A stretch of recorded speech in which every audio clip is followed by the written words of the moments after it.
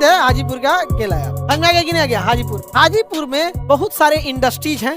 तो हाजीपुर में industrial area भी है और बहुत सारी यूनिवर्सिटीज भी हैं, मेडिकल के लिए भी है, इंजीनियरिंग के लिए भी है, मैनेजमेंट का भी है। तो हाजीपुर में एक्चुअल जब शहर बस रहा था, आज से 50 साल पहले की बात ना, तो जो ट्रेनें आ रही थी इस डायरेक्शन में वो हाजीपुर तक तो आ जा रही थी, लेकिन पटना नहीं आ पा रही थी, क्योंकि हाजीपुर और पटना के बीच में बस एक गंगा नदी है। और गंगा नदी इतनी विशाल थी, इतनी विशाल कि आज से 50 साल पहले इंजीनियरों ने कहा कि हाँ, हालत खराब हो जाएगा जी इस पे पुल बनाते बनाते।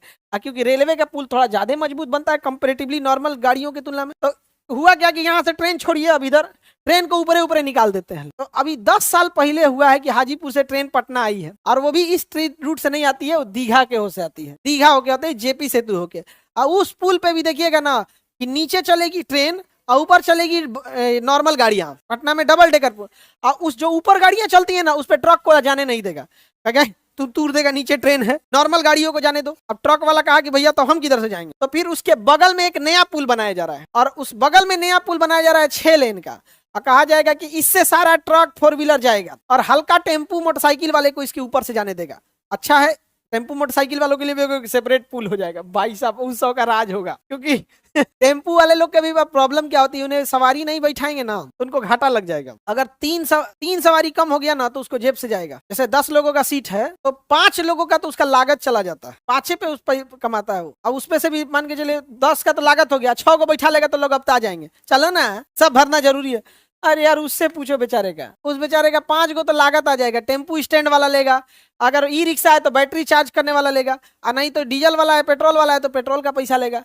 समझ में आ रहा है कि नहीं आ रहा है? और उसी में बनना बिगड़ना दुनिया भर का चीजें। गाड़ियां जितनी कमर्शियल हो जाती है हमेशा बिगड़ते रहती है कुछ ना। हम लोग को लगता है कि चल यार जल्दी पहुंचने लगते हैं, और बेचारे सब कहीं कहीं लगा के टूट देखता है 2 सवारी और आ जाए, उसका भी परिवार है बेचारे। आगे बढ़े तो ट्रेनें नीचे आई है, ऊपर ऊपर निकाल दिया। फिर कहाँ पे क्रॉस कराया बताइए?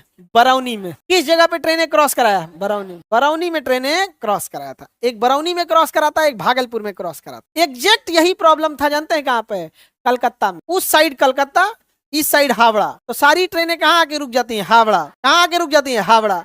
उसके आगे नहीं जाती, इधर उधर मुड़ जाती है, वो पर कलकत्ता नहीं जाती। तो हावड़ा में, और हावड़ा जो पुल है वो ट्रेन का नहीं है, गाड़ियों वाला है, ट्रेन का नहीं। ट्रेन के लिए ऑब्वियस बात है बहुत ज्यादा लोड देना पड़ेगा। हाजीपुर का विकास आज बहुत ज्यादा हुआ है, उसका एक बड़ा कारण था वहाँ एक बहुत विजनरी नेता था, रामविलास पासवान। एक्चुअल में बहुत विजनरी इंसान रामविलास पासवान, और उन्हें मौसम वैज्ञानिक कहा जाता था। जिधर की सरकार उधर ही चले जाते थे, इसलिए उन्हें क्या कहा जाता? मौसम वैज्ञानिक। लेकिन देखिए, कोई नेता पार्टी बदले ना बदले, अगर वो विकास का काम कर रहा है तो अच्छी बात है। पार्टी अदला बदले तो लगभग सब नेता करते, लेकिन हाजीपुर उस इंसान की वरदान है। रेलवे का पूर्वोत्तर रेलवे का मुख्यालय कहाँ है? पूर्वोत्तर नहीं, पूरब मध्य। पूर्वोत्तर नहीं है, पूरब मध्य। पूर्वोत्तर का तो गोरखपुर है। पूरब मध्य रेलवे का मुख्यालय कहाँ है? पूरब मध्य रेलवे का मुख्यालय हाजीपुर। पूरब मध्य रेलवे हाजीपुर। पूरब मध्य रेलवे हाजीपुर। समझ में आ गया कि नहीं आ गया? सर अब वहाँ चिराग पासवान है, उनके बेटा है, रामविलास पासवान की बात अलग थी।